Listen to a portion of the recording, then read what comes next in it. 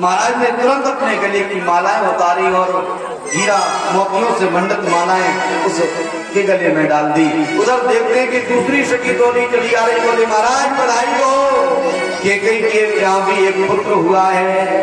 दूसरी नहीं लौट पाएगी, तीसरी दौड़ी हुई चली आई। कहा महाराज डबल बधाई हो।